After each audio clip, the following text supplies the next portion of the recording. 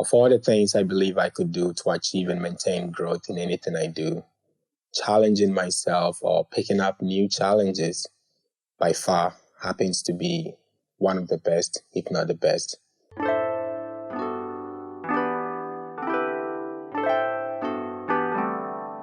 I want to share with you a personal story that I hope can inspire you to step out of your comfort zone, to challenge yourself, and to create more, to grow. Obviously, there's a clear difference between challenging myself and burdening or overwhelming myself. But understanding these two has definitely helped me to appreciate the conscious act of challenging myself or picking up new challenges consistently to see myself improve. And sometimes simply accepting the challenges that come my way, because I believe to every good opportunity, there is an equally good challenge that comes with it.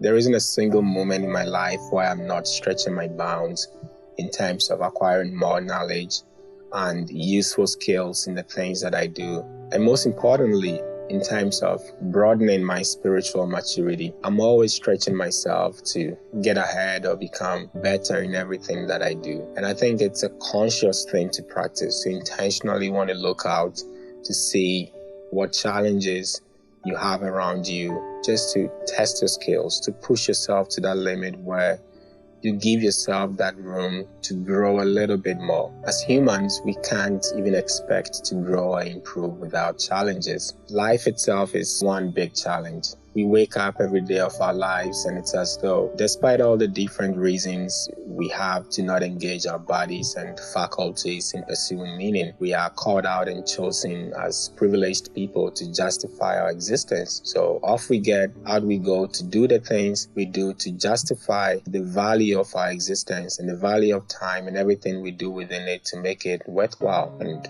that's a challenge.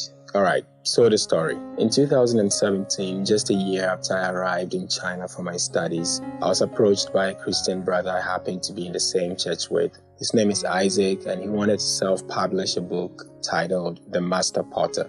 Now, Isaac was almost done with his master's degree program and was bent on getting everything about the book designed, printed, and taken with him back home for distribution. He was hard-pressed on time. He approached me to design the cover page, the typesetting, and really everything about the book. Now, a couple of months before Isaac spoke to me about his book, I had also picked up a challenge to design a yearbook/makeshift magazine for my church, and was also in charge of general graphic design solutions for my church. All these things challenged me creatively, so I had to think carefully about Isaac's book because it was going to be another workload for me. But I decided to help him out. I got the cover page of the book designed, did the typesetting, did everything, took care of the printing, and even made some copies for sales here in China before he left. Now, were all of these challenging?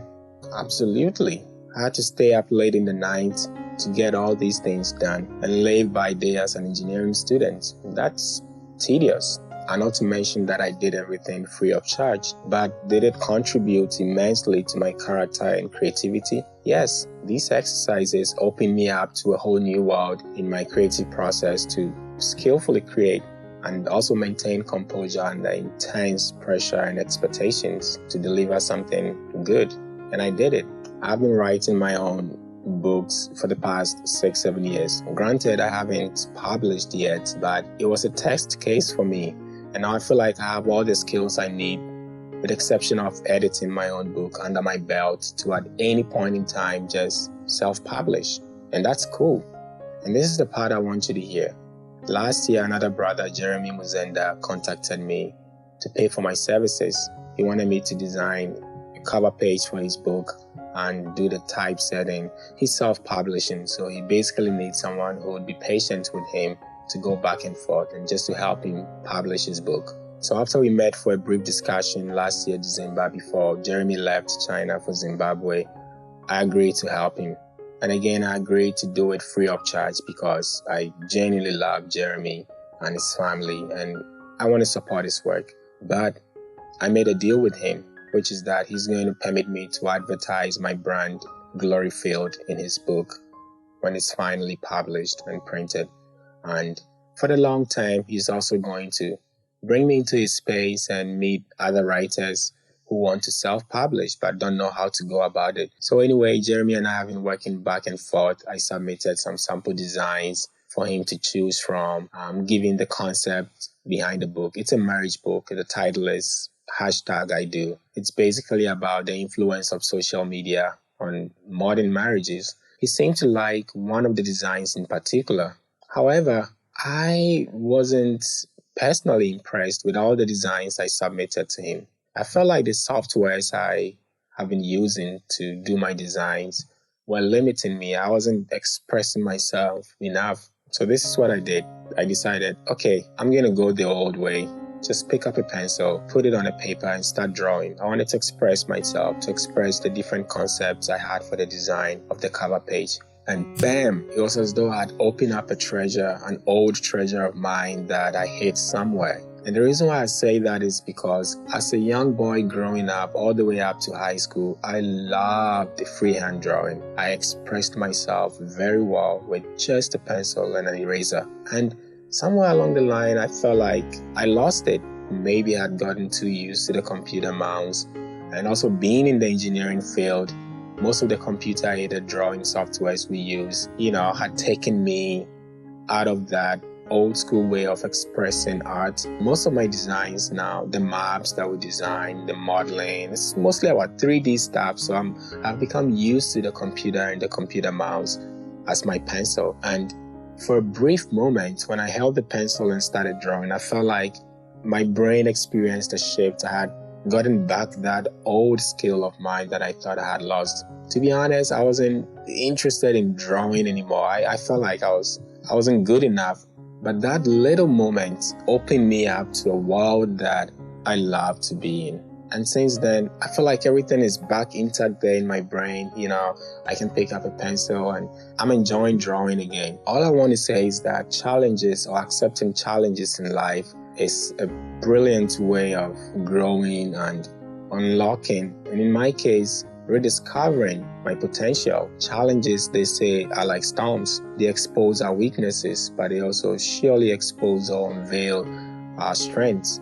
And in my particular case, I am definitely enjoying the simple act of challenging myself. I'm finding myself. I'm rediscovering myself. Things that I learned, things that I used to enjoy when I was a boy that I thought were meaningless are now becoming very meaningful to me.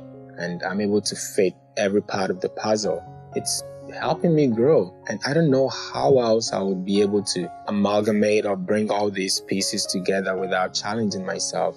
Definitely, if I just lived doing the things that I enjoy doing every day, I would never push myself to these limits. But now I'm seeing myself open more doors because I'm challenging myself. And I believe it would happen to every single human being. So I challenge you to challenge yourself. Pick up a challenge. In that field where you are now, you can challenge yourself to do even more. Or at least accept the challenge that's been knocking or poking you. Pick it up. Just wake up one day and be like, okay, I'll do it. I know it's hard, but I'm going to do it. And just see how your body opens up to accommodate that new challenge. We are always stronger than we think we are. And I believe we stand a chance of reaping great rewards when we are able to challenge ourselves or pick up challenges like that in life. It doesn't matter where you are. Just be conscious or intentional about picking up challenges or challenging yourself. Maybe it's to lose weight. Maybe it's to grow more spiritually. Maybe it's to study, to know more of the Word of God, to fortify yourself spiritually, to pray. Just build yourself, challenge yourself, and it helps to connect with other people. And it also helps definitely to just want to serve, because it's in these areas that we have the chance to challenge ourselves and express ourselves. I really appreciate you staying through with me in this video. Sometimes it helps to just say the word out there. If you're looking to pick up any new challenge, you can leave it in the comment section. I would be happy to respond to you. Go out there and challenge yourself. Thank you.